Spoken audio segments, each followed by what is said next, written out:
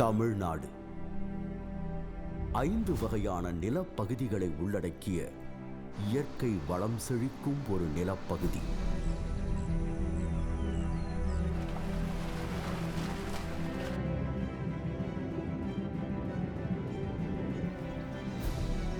தமிழக நிலப்பரப்பானது தொன்மையான மொழி, தொடர்ச்சியான எழுத்தறிவு, பழம்பெரும் இலக்கியங்கள், பல்வேறு வகையான கலைகள், பிரமிக்க வைக்கும் நுண்திறன் மிக்க கைவினை தொழில்கள் என நீண்ட நெடிய பாரம்பரியத்தையும் வரலாற்றையும் கொண்டிருக்கு. இந்த தமிழக நிலப்பரப்புல மனிதகுல வரலாற்றோட தொடக்கத்தை பத்தி தெரிஞ்சுக்கணும்னா ஆயிரக்கணக்கான ஏன் லட்சக்கணக்கான ஆண்டுகள் பின்னோக்கி செல்ல வேண்டியிருக்கு. தமிழக வரலாற்றை தொடங்க வேண்டிய இடம் 15 லட்சம் ஆண்டுகளுக்கு முன்னால்.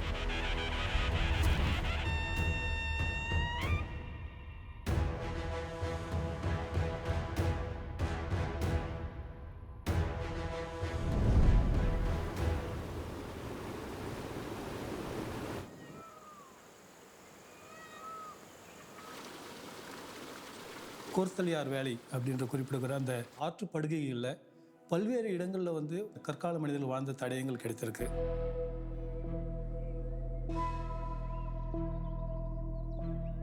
முதலாக கற்களை உபயோகப்படுத்தி அதை கூர்படுத்தி அதை வந்து ஆயுதமாக பயன்படுத்தி விலங்குகளையும் எல்லாம் மரங்களுடைய பழங்களையும் அடித்து சாப்பிட்டு அதில் வாழ்ந்துருக்கிறாங்க.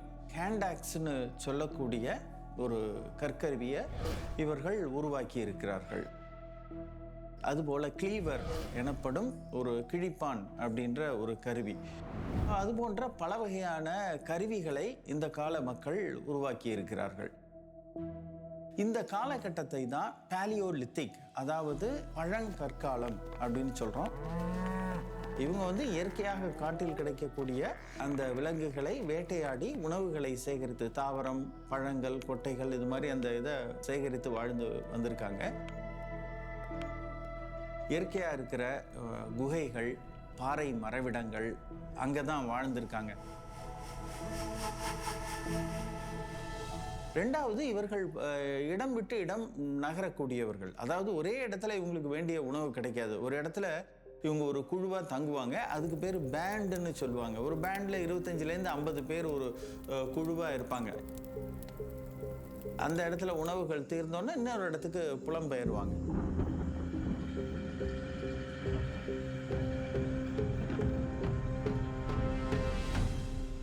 அதுக்கு அடுத்த காலகட்டங்கள் வந்து நுண்கருவிகளை உபயோகப்படுத்தி அவங்க வாழ்க்கை முறையை மாற்றியிருக்கிறாங்க. முக்கியமான ஒரு இது என்னன்னா, கருவிகளுடைய அளவு சிறியதாவது, அந்த ஒரு மாற்றம் நடக்குது. இவர்கள் சிறிய சிறிய கருவிகளை பயன்படுத்துகிறார்கள். இந்த விலங்குகளை வந்து கீறி எடுக்கிறது, அது தோலை எடுத்து ஆடையை அணிவிக்கிறது, அதுக்கப்புறம் மீன்களை பிடிக்கிறது, அதுக்கப்புறம் அதையே வந்து ஒரு அரிவாள் மாதிரி செய்து தாவரங்களை அறிகிறது, இந்த மாதிரி வேலைகளுக்கெல்லாம் உபயோகப்படுத்திருக்காங்க. டெம்பரரியாக அங்கங்கே வாழற அந்த ஒரு இதுவும் நம்ம பார்க்குறோம். நுண்கற்காலமுடைய தடயங்கள் பல்வேறு இடங்கள் தமிழில் கிடைச்சாலும் அதிகமாக வந்து தேரி சைட் அந்த பகுதியில் பார்த்தீங்கன்னா பரவலாக வந்து அந்த இடங்களில் வந்து அந்த நுண்கற்கால மக்கள் வாழ்ந்ததுக்கான தடயங்கள் கிடைச்சிருக்கு.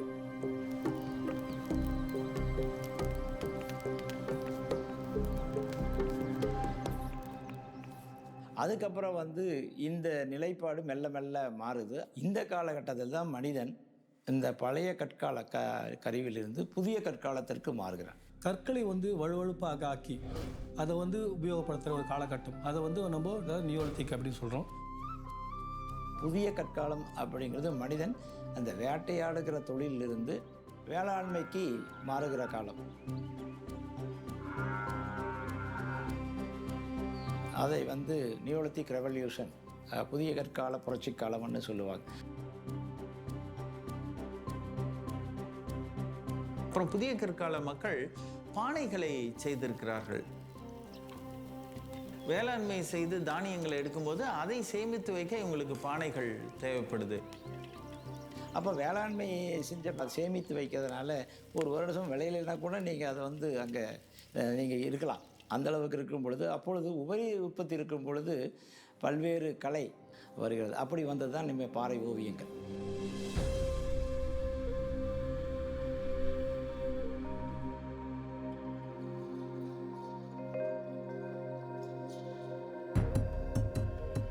இரும்பு தாதுகளை கண்டறிந்து இரும்பு உருக்கி முதலாக இரும்பு உபயோகம் வந்த காலம் வந்து மனித வரலாற்றிலே ஒரு மிக முக்கியமான ஒரு காலகட்டமாக கருதப்படுகிறது.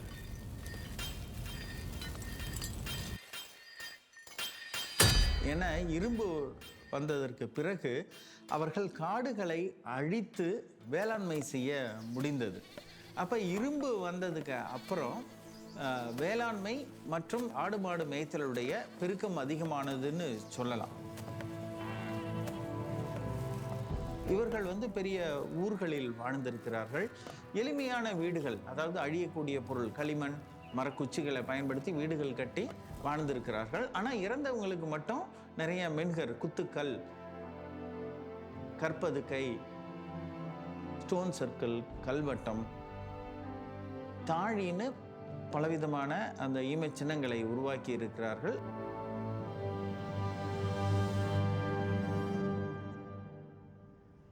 வரலாற்று தொடக்க காலத்தில் இரும்பு காலத்தில் இருந்த நிலையை விட வளர்ந்து வேந்தர்கள்ன்ற ஒரு அரசியல் அமைப்பு உருவாகுது. இதான் இப்போ மூவேந்தர்கள்னு சொல்கிறோம் இல்லையா, சேர சோழ பாண்டியர்கள். அவர்கள் பெரிய அளவு பகுதிகளை இவர்கள் கட்டுப்படுத்துகிறார்கள். ஒவ்வொரு வேந்தருடைய நிலப்பரப்புலையும் பார்த்தீங்கன்னா ஒரு தலைநகரம் இருக்கும், ஒரு துறைமுகம் இருக்கும். இந்த காலகட்டத்தில் தான் முதல்ல எழுத்து அறிமுகப்படுத்தப்படுகிறது. தமிழ் பிராமி அல்லது தமிழி எனப்படும் எழுத்து அறிமுகப்படுத்தப்படுகின்றது. முதலில் நகரமயமாக்கம் வருது, அர்பனைசேஷன். அந்த நகரமயமாக்கத்தின் ஒரு வெளிப்பாட்டை தான் நம்ம கீழடி அப்படிங்கிற அந்த தொல்லியல் இடங்கள்ல பார்க்குறோம். கற்காலத்தில் தொடங்கிய மனித வாழ்க்கை ஓர் உயர்ந்த சமூக நிலையை எட்டியது.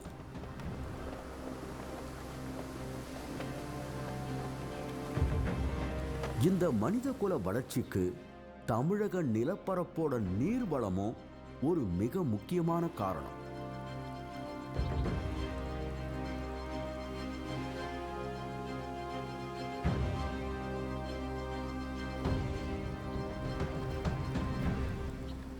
மேற்கு தொடர்ச்சி மலையிலிருந்து கிழக்கு நோக்கி செல்லுகிற இந்த நதிகள், இது வந்து குறிப்பாக நம்மளுடைய பாலார், பெண்ணையார், காவேரி, நம்ம வைகை, தாமிரபரணி, இன்னும் ஒரு 200 கிலோமீட்டருக்கு ஒரு முறை ஒரு மிகப்பெரிய நதி ஓடிக்கிட்டே இருக்கு.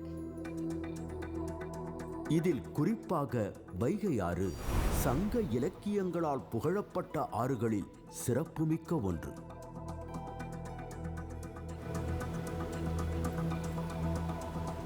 வைகை ஆற்றங்கரையில் மனித நாகரிக வளர்ச்சிக்கான தடயங்கள் புதிய கற்காலத்திலிருந்தே கிடைக்கின்றன. புதிய கற்காலத்தை சேர்ந்த பாறை ஓவியங்களின் தொடர்ச்சியாக இரும்பு காலத்தை சேர்ந்த பெருங்கற்படை சின்னங்களும் கிடைக்கின்றன.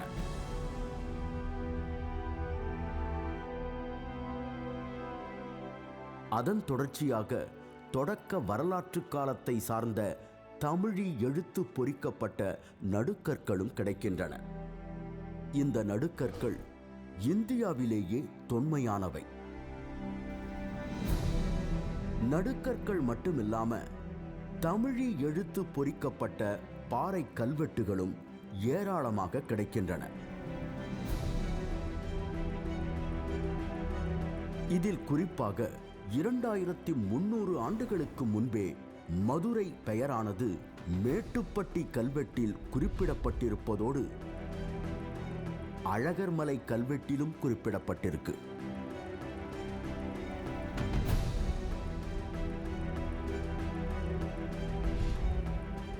அதேபோல மாங்குளம் தமிழி கல்வெட்டில் நெடுஞ்செழியன் எனும் சங்ககால பாண்டிய மன்னனின் பெயர் பொறிக்கப்பட்டிருப்பது மிகவும் சிறப்புமிக்கதாகும்.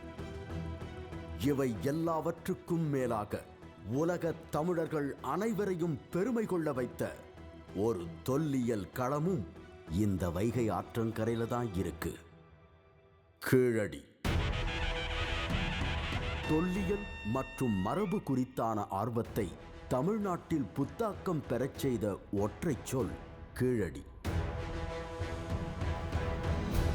ஒன்றிய அரசு தொல்லியல் துறையால் 3 கட்டங்களில் நடத்தப்பட்ட அகழாய்வுகளுக்கு பின் தமிழ்நாடு அரசு தொல்லியல் துறை 5 கட்டங்களில் விரிவாக நடத்திய தொல்லியல் அகழாய்வு முடிவுகளில் நகர நாகரிகத்திற்கான கூறுகளாக சொல்லப்படும் செங்கல் கட்டுமானங்கள், வணிகம், தொழில்நுட்பம்,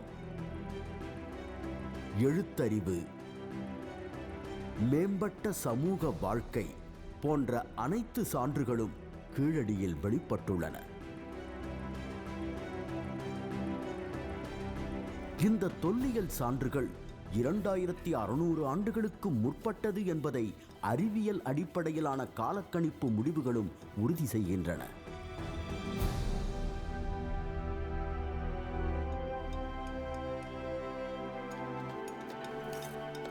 தமிழ்நாட்டில் முதல் முறையில் வந்து ஒரு விரிவான கட்டிடப்பகுதியில் கிடைத்த இடம் வந்து கீழடி.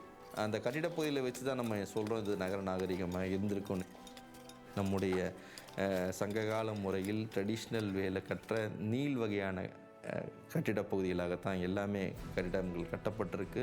அதனோட பைண்டிங் மெட்டீரியல் பார்த்திங்கன்னா வெறும் மண் தான் அதனுடைய பைண்டிங் மெட்டீரியல். எந்த ஒரு சாந்தும் அதற்கு பயன்படுத்தாமல் கட்டப்பட்ட கட்டிடப்பகுதி தான் அங்கே கிடைச்சது தான் மிக முக்கியமானது சொல்கிறோம். அதை வச்சு தான் நம்ம வந்து இது சங்ககால கட்டிடங்கள் என்று நம்ம ஐடென்டிஃபை பண்ணுறோம்.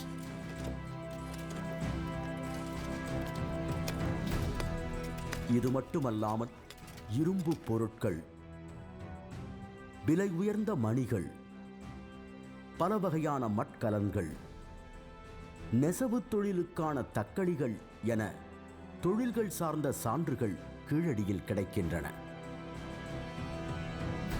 மேலும் அரிட்டைன், ரவுலட்டட் வேர் போன்ற அயலக பானை ஓடுகளும், ரோம் நாட்டு நாணயங்களும், கிமு 5ஆம் நூற்றாண்டைச் சார்ந்த கங்கை சமவெளி நாணயங்களும் கிடைக்கின்றன.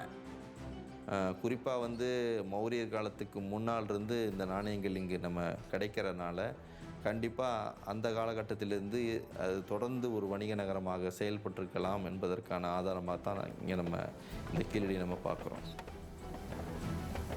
அதே போல குறியீடுகள் பொறித்த பானை ஓடுகளும், அதன் தொடர்ச்சியாக தமிழி எழுத்து பொறிக்கப்பட்ட பானை ஓடுகளும் கீழடியில் ஏராளமாக கிடைக்கின்றன.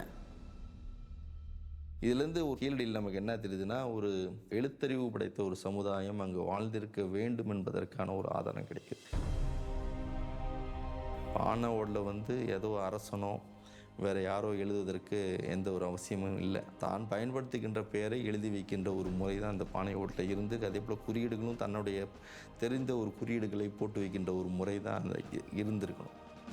இன்னைக்கு கூட நம்ம வந்து இந்த பாத்திரங்களில் எழுதுகிற பழக்கம் நம்மகிட்ட இருக்குது. அந்த முறை ஒரு தொடர்ச்சியான ஒரு முறையாக நாம் இங்கே தமிழ்நாட்டில் நம்ம பார்த்துட்ருக்கோம். அதை தவிர பார்த்தோம்னா விளையாட்டு பொருட்கள், பாஸ்ட் டைம்ஸ் தான் மிக முக்கியம். ஒரு நாகரிகத்தில் வந்து பாஸ்ட் டைம்ஸை வச்சு தான் பேஸ்ட் ஆன் த சிவிலைசேஷனை வந்து வேல்யூ பண்ணுவாங்க. கலித்தொகையில் பகடை விளையாட்டு மிக துல்லியமாக சித்தரிக்கப்படுகிறது. விளையாடும் பொழுது 10 என்ற எண் வரும்படியாக பகடை விளையாட்டு. அப்படி என்றால் அது ஒரு கனசதுர பகடையாகத்தான் இருக்க வேண்டும். கலித்தொகையில் பேசப்படுகிற பகடையும் கீழடியில் கிடைத்திருக்கக்கூடிய பகடையும் ஒன்றே. சங்க இலக்கியம் ஒரு புனைவு இலக்கியம் அல்ல. அதனுடைய நம்பகத்தன்மையை கீழடி நமக்கு எடுத்து உணர்த்தி இருக்கிறது. இன்னும் சொல்ல போனால் எனக்கு தெரிந்த வரையில் இந்தியாவில் இன்னொரு அகழ்வாய்வு தடமும் இன்னொரு இலக்கியமும் இவ்வளவு நெருக்கமாக நின்று கை குலுக்கிக் கொண்டதே இல்லை.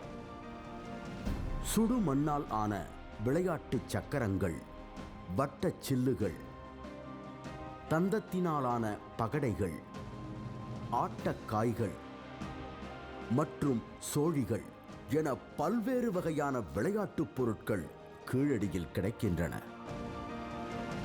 அதையும் இன்னைக்கு நாம் பார்த்தோம்னா நம்முடைய மக்கள் தொடர்ந்து பயன்படுத்துகின்ற ஒரு நிலையை நாம் பார்த்துக்கிட்டு இருக்கோம்.